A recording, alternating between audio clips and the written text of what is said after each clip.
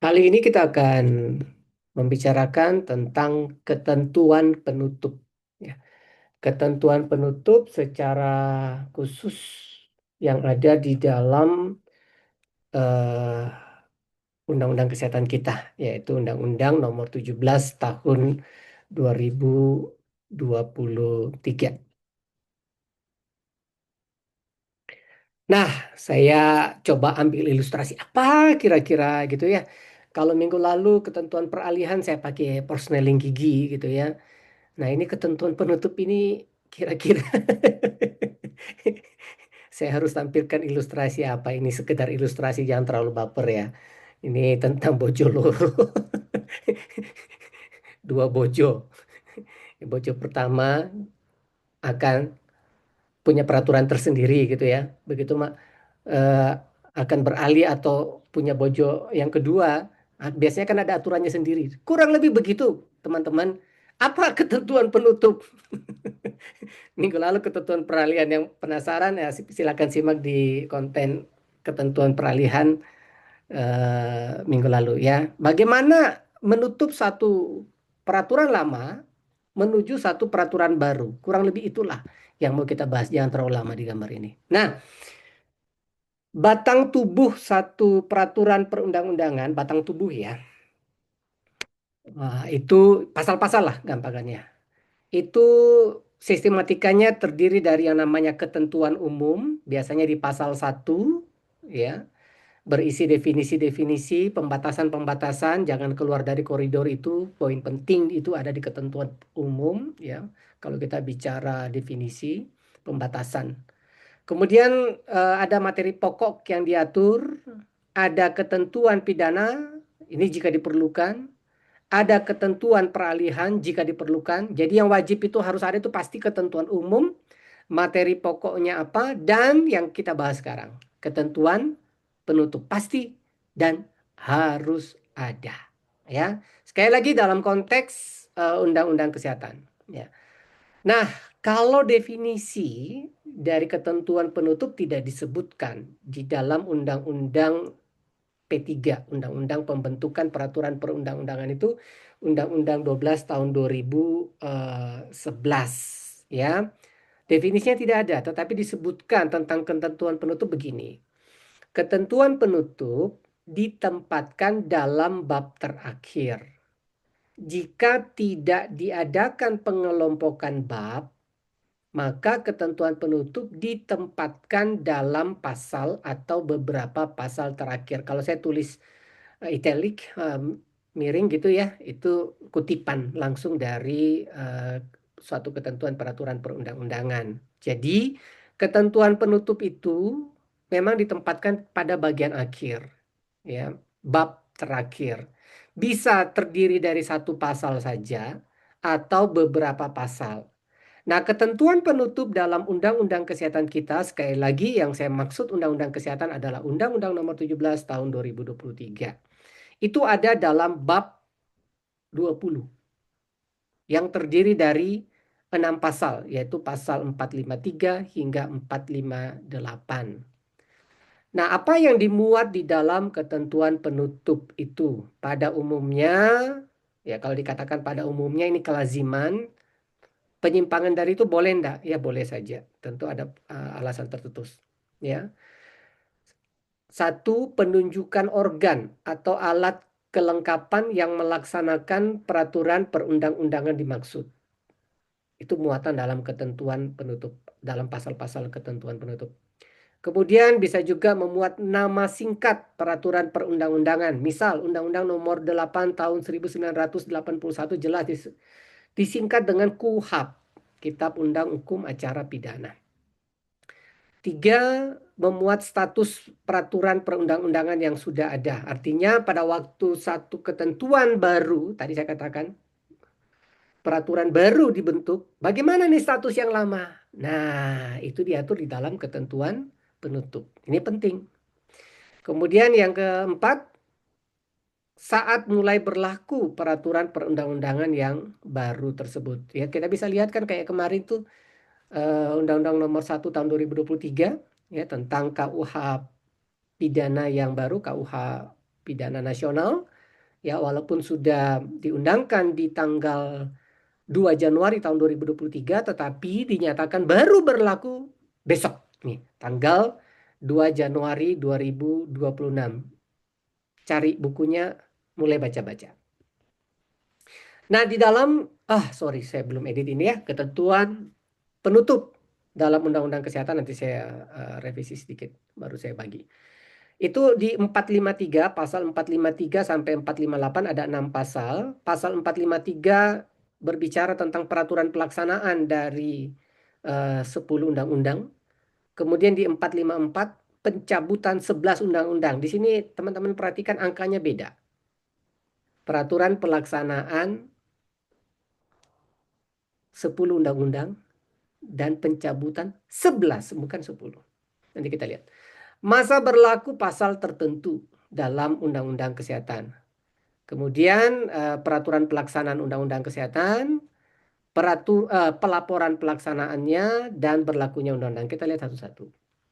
Di pasal 453 ya, tertulis demikian. Pada saat undang-undang ini mulai berlaku, pada saat Undang-Undang Kesehatan ini mulai berlaku, perhatikan, semua peraturan perundang-undangan, ya. Yang namanya peraturan perundang-undangan itu apa? Teman-teman bisa lihat di seri-seri sebelumnya, ya. Saya lupa seri 1, seri 2, seri 3 kalau saya tidak salah, ya. Itu intinya peraturan tertulis memuat norma hukum yang berlaku umum ditetapkan oleh lembaga negara, ya. Ingat, yang namanya peraturan perundang-undangan itu norma hukum yang mengikat secara hukum, artinya mengikat hukum dapat dipaksakan dengan sanksi. Nah, bagaimana nih peraturan perundang-undangan sebelumnya? Dikatakan semua peraturan perundang-undangan yang merupakan peraturan pelaksanaan dari undang-undang. Yang disebut ini di bawahnya ada 10 undang-undang. Nah, peraturan pelaksanaan dari suatu undang-undang itu bisa dalam bentuk peraturan pemerintah, bisa dalam bentuk peraturan presiden, bisa dalam bentuk peraturan Menteri Kesehatan, dan lain-lain. Silakan dilihat di pasal 1 angka 7, pasal 7 dan pasal 8 dari Undang-Undang Nomor 12 tahun 2011, ya. Atau lihat seri sebelumnya. Nah, ini 10 undang-undang yang dibicarakan di dalam pasal 453, yaitu Undang-Undang Wabah Penyakit Menular, Undang-Undang Praktek Kedokteran yang familiar di dunia kedokteran selama ini, Undang-Undang Kesehatan, Undang-Undang Rumah Sakit, Undang-Undang Pendidikan Kedokteran, Undang-Undang Kesehatan Jiwa, Undang-Undang Tenaga Kesehatan, Undang-Undang Keperawatan, Undang-Undang Kekarantinaan Kesehatan, dan Undang-Undang Kebidanan. Bagaimana nasib peraturan perundang-undangan sebagai pelaksanaan dari undang-undang yang saya sebutkan tadi ada 10? Bagaimana nasibnya? Dinyatakan masih tetap berlaku sepanjang tidak bertentangan dengan ketentuan dalam undang-undang ini. Ya, saya beri contoh, misalnya Peraturan Menteri Kesehatan Nomor 290 tahun 2008 tentang persetujuan tindakan kedokteran. Masih berlaku atau tidak? Permenkes 290 tahun 2008 itu merupakan peraturan pelaksanaan dari Undang-Undang Praktek Kedokteran, salah satu dari 10 yang disebut di dalam pasal 453. Pertanyaannya, apakah itu masih berlaku atau tidak? Saya boleh lihat responnya teman-teman, tolong sampai di kolom chat, cukup ya atau tidak, satu kata saja. Ya atau tidak? Tolong dong responnya. Apakah ini bisa dipahami dari respon Anda? Saya mau lihat dulu.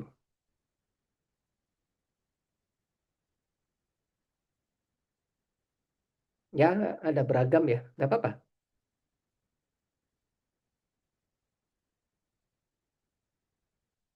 Kalau dibuat suatu undang-undang, undang-undang itu sangat general, sangat abstrak, ya. Agak kesulitan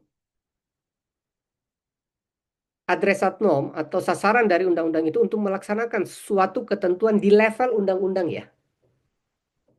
Maka dibuatkanlah yang namanya peraturan pelaksanaan. Peraturan pelaksanaan dari undang-undang itu, tetapi sifatnya adalah peraturan perundang-undangan juga, ya, regeling. Apa itu nanti silakan dilihat seri-seri berikutnya, ya. Nah, bagaimana nasib 10 undang-undang yang disebutkan di dalam pasal 453 ini, ya, terkait peraturan perundang-undangan yang merupakan peraturan pelaksanaannya, dinyatakan masih tetap berlaku sepanjang tidak bertentangan dengan ketentuan dalam undang-undang ini, ya. Pertanyaan saya tadi untuk simulasi respon, apakah Peraturan Menteri Kesehatan Nomor 290 Tahun 2008 tentang persetujuan tindakan kedokteran itu masih berlaku atau tidak dengan diundangkannya Undang-Undang Kesehatan ini? Kita lihat. Satu peraturan perundang-undangan pada dasarnya itu masih berlaku sepanjang tidak pernah dicabut. Itu prinsip dasar. Saya ulangi. Dalam ilmu perundang-undangan, suatu ketentuan peraturan perundang-undangan pada dasarnya itu masih berlaku de jure, de jure, de jure, sepanjang belum pernah dicabut. Itu prinsip dasarnya. Ya.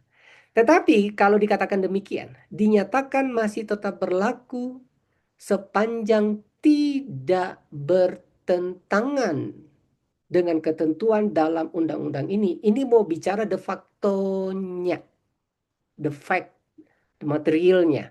Kalau de formilnya tadi, de jure, secara formil, selama belum pernah dicabut peraturan perundang-undangan itu, selama belum ada ketentuan yang pernah mencabut dan menyatakan tidak berlakunya Permenkes 290 tahun 2008, maka secara de jure, secara formil, Permenkes tersebut masih tetap berlaku.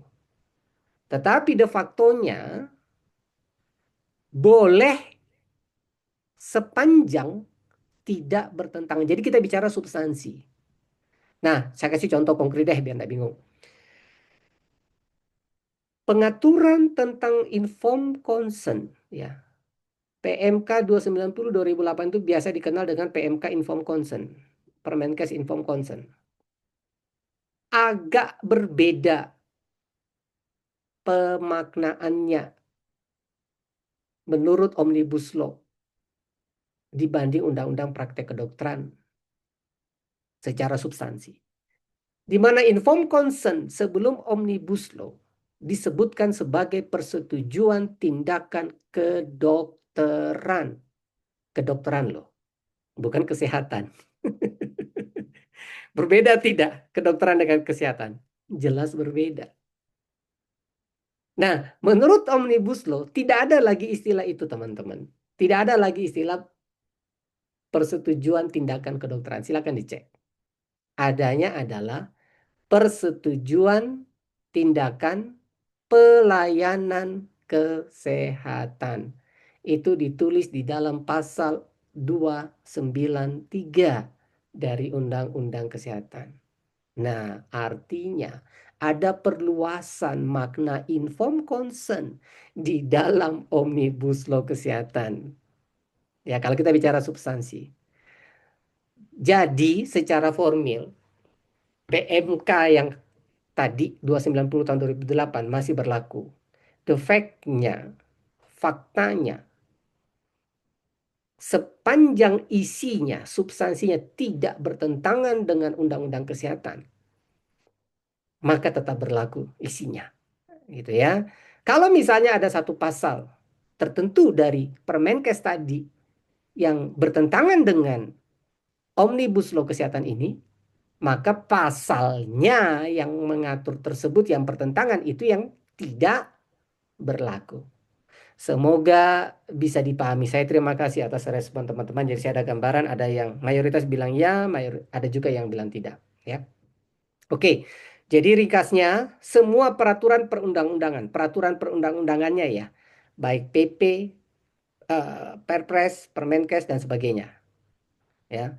Yang merupakan peraturan pelaksanaan dari 10 tadi itu masih boleh, yang penting tidak bertentangan dengan Undang-Undang Kesehatan. Jadi tidak otomatis Permenkes tersebut dihapus, tidak, isinya saja kalau bertentangan. Nah, di pasal 454 bicaranya 11 undang-undang. Di pasal 453 bicara 10 undang-undang. Jadi kalau ditanya ada berapa undang-undang yang dicabut? Kalau yang dicabut dan dinyatakan tidak berlaku itu ada 11 undang-undang. Di samping 10 undang-undang yang sudah saya sebutkan tadi di atas, ada ketambahan satu undang-undang, teman-teman, yaitu Undang-Undang Nomor 419 tahun 1949. Kira-kira kenapa tidak disebut di pasal 453? Saya kira teman-teman nanti bisa pikir sendiri ya. PR-nya. Oke, ada 11 undang-undang yang dicabut dan dinyatakan tidak berlaku. Nah, sekarang di pasal 455 ada pasal-pasal tertentu, teman-teman, yang dinyatakan berlaku hanya sampai dengan diberlakukannya Undang-Undang Nomor 1 tahun 2023 tentang Kitab Undang-Undang Hukum Pidana. Jadi, kita punya KUHP yang baru kan ya, KUHP nasional di tahun 2023. Diundangkan tanggal 2 Januari. Walaupun sudah diundangkan tanggal 2 Januari tahun 2023 yang disebut dengan Undang-Undang Nomor 1 tahun 2023, KUHP yang baru ini, tetapi keberlakuannya dalam ketentuan penutup KUHP tersebut dinyatakan baru berlaku nanti tanggal 1 atau tanggal 2 Januari tahun 2026, ya. Nah, ketika KUHP nasional mulai berlaku nanti Januari 2026, maka pasal-pasal yang ditentukan di sini, pasal 427, 428, 429, 431, 432 dalam Undang-Undang Kesehatan itu tidak berlaku lagi. Karena dikatakan dia hanya berlaku sampai dengan, nah itu pentingnya kita mengetahui ketentuan penutup. Jangan sampai kita sudah ada di ketentuan yang baru, ketentuan lama masih kita gunakan. Ya. Nah, di pasal 456 peraturan pelaksanaan dari Undang-Undang Kesehatan. Ya. Peraturan pelaksanaan itu kan tadi saya katakan bisa bentuknya peraturan pemerintah, itu sedikit lebih di atas dari peraturan presiden sedikit lebih di atas dari peraturan menteri kesehatan. Semua ini disebut peraturan pelaksanaan dari undang-undang kesehatan ini. Itu harus ditetapkan paling lama 1 tahun terhitung sejak undang-undang ini diundangkan, ya. Sama seperti peraturan pemerintah nomor 28 tahun 2024, ya. Itu kan diundangkan dan diberlakukan Juli, ya, 1 bulan sebelum expired. Nah, bukan juga expired, maksudnya ditentukan sesuai amanah ini, gitu ya. Dibuat juga dengan metode omnibus law. Ya. Jadi kita punya 2 peraturan perundang-undangan di bidang kesehatan yang dibuat dengan metode omnibus law. Apa itu metode omnibus law? Silakan baca seri-seri sebelumnya, yaitu undang-undang kesehatan itu sendiri dan peraturan pemerintah sebagai peraturan pelaksanaannya. Di pasal 457, nah ini sekedar kita tahu saja bahwa pemerintah pusat, ya, harus melaporkan, khususnya Kementerian Kesehatan tentunya, harus melaporkan pelaksanaan undang-undang ini kepada Dewan Perwakilan Rakyat melalui alat kelengkapan terkait.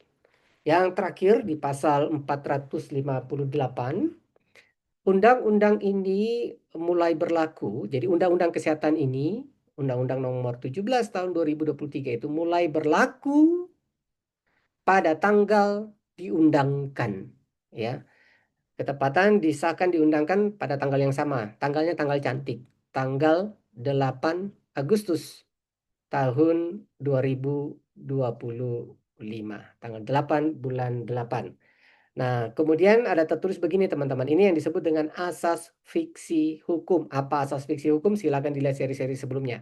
Agar setiap orang mengetahuinya, memerintahkan pengundangan undang-undang ini dengan penempatannya dalam lembaran negara Republik Indonesia. Agar setiap orang mengetahuinya. Sejak tanggal 8 Agustus tahun 2023 tidak ada lagi seorang namet, nakes, ya, manajemen penyelenggara kesehatan mengatakan, saya tidak tahu ternyata ada ketentuan begini bagi saya dalam penyelenggaraan praktek atau dalam penyelenggaraan pelayanan kesehatan. Dianggap tahu, tidak ada alasan pemaaf untuk itu. Karena itu tidak ada alasan eh, ada alasan pemaaf untuk tidak mau tahu tentang undang-undang kesehatan. Karena itu setiap Sabtu pagi saya berupaya share tentang undang-undang kesehatan Omnibus Law ini secara free. Ya, ketentuan penutup undang-undang kesehatan mengatur bagaimana peraturan pelaksanaan dari undang-undang 10 undang-undang dan mencabut 11 undang-undang. Ini diundangkan tanggal 8 Agustus tahun 2025 yang lalu. Teman-teman, untuk serial khusus di bulan Desember saya mengangkat teknik disiplin drafting, ya, spesial RCA, ya. R-nya itu rules-nya kita pelajari lebih dalam tentang disiplin profesi kita. Kasus-kasus, ada 2 kasus utama yang akan saya angkat sebagaimana kasus yang lagi rame saat ini. Dan sebenarnya apa upaya advokasi internal kita yang bisa kita lakukan, advokasi eksternal. Ini sudah beberapa kali saya share baik di Muktamar IKAPDI secara khusus kemarin di depan pengurus pusat dari POGI, ya, yang datang ke Palu tanggal 30 November, dan saya lihat ada surat 1 Desember yang muncul, bagus, ya. Silakan hubungi nomor kontak yang tertera atau lebih aktif di dalam WA grup MHRS. Sekian dari saya. Terima kasih. Salam sehat hukum selalu bagi kita semua. Oh ya, teman-teman yang berkenan untuk open kamera, saya silakan open kamera dulu untuk kita ambil foto bersama. Sebelum kita masuk dalam tanggapan diskusi terkait materi, kalau cukup waktu boleh semuanya deh tentang hukum kesehatan. Ya, kita sifatnya diskusi. Silakan, ada 2 slide rupanya, ya. Ya, yang bisa buka kamera, saya ambil gambar. 1, 2, dan tetap smile di slide yang kedua. 1, 2. Baik. Terima kasih Bapak Ibu sejawat sekalian. Saya stop.